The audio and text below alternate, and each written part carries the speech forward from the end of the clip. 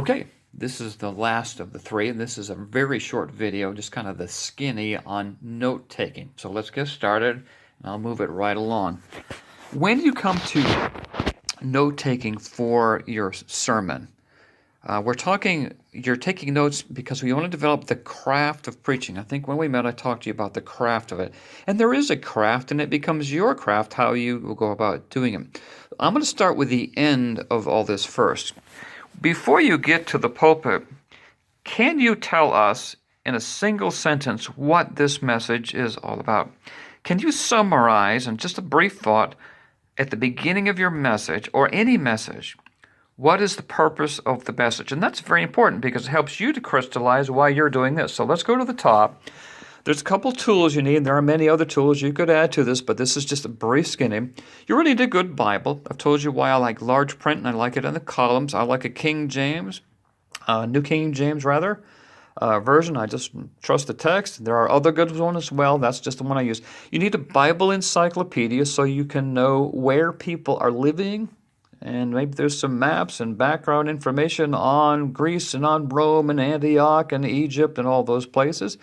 A good Bible dictionary where you can define some terms and some places, and these are just some tools. You can get them online. You probably have them on maybe access on your phone. Really good word studies. Interlinear Bible, Greek or Hebrew, helps you define some words. They amplify. They don't change anything. They just amplify the text. And commentaries. I don't read commentaries. I use them for difficult passages where I'm looking for some clarification. So those are just a few things that you could use for your tools as you're preparing. How you write them, it's a big deal. I love legal pads. I am forever writing as I did in this notebook. Legal pads or a notebook, handwritten notes if you prefer. Although you can do them, you can copy, paste, and type Word documents. I think people are doing way more of that. I've used a lot of Microsoft Publisher. I've written several study guides and books. I carry them around, and so that's good. So in some form, you're note-taking. You want to major on the majors and minor on the minors. Best piece of advice I can give you about preaching, one of them, is major on the majors and minor on the minors. Okay. Notes, written or memorized. If you trust your memory, you may want to write down the things that matter most. And if you have a good memory, maybe you have words that trigger your memory so you know what you're doing when you get to the pulpit.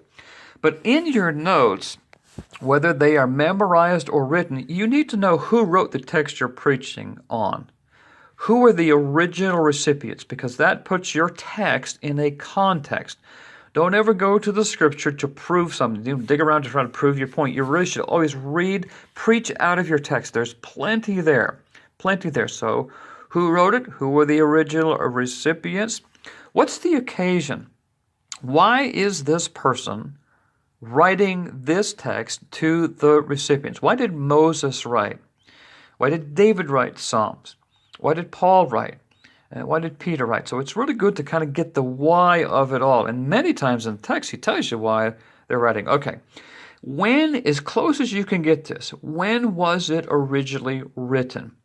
That becomes a really important piece of your preaching because you want it to become alive with the reality of why these people needed to hear from this person. These people needed to hear from this person on this occasion when. Just puts it into reality. It takes it out of just theory, and it takes the abstractness out of a text and gives it some concrete, pithy, hands-on approach.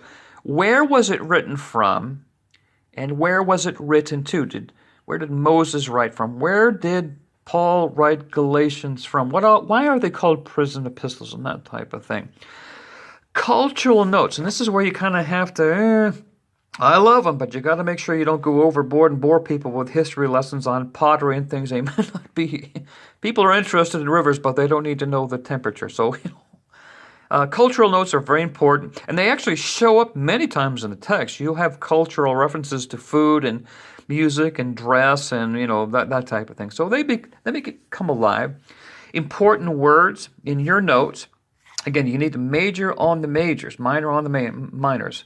On important words, in themes, events, and changes in a text. Even within a paragraph, You can have very important words. I mean, they're filled with important words.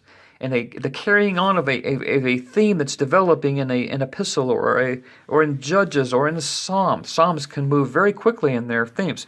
Events that are mentioned, the Sabbath is an important event. The crossing of the Red Sea, just major events, wars that are won and that are lost, the birth of a child, and miracles, and all kinds of things that take place. Even conversations are an event. And changes. What changes do you see in the text? These are some of the things that you might want to include in your notes. I am not doing this with you. It's another video for another time. But you need to have an outline. Where am I starting? And how am I getting there? I like to euphemistically refer to it as the bus ride. If this is recently, I preached from Luke 44, and I started my bus ride here, and we went on down through. I knew I was stopping here. And you are witnesses of these things. I knew before I even started the message that I was going here. So in your message, you always need to know where you're going to stop. In fact, the first thing you should probably figure out is where you're going to end. Otherwise, what happens is the development of your sermon. If you do not know when you are done, you will have trouble landing the airplane. You may have had a great message, a great theme, and if you haven't thought about how to end it, closing illustration, closing thought, you can circle around. I knew a guy was a great speaker, but he just never knew when to quit. And it really hurt his messages. So you need to have a solid outline in your notes, and you need to know when you are done. I'm only going to give you one. I don't have time to do all this, but this is my Word document.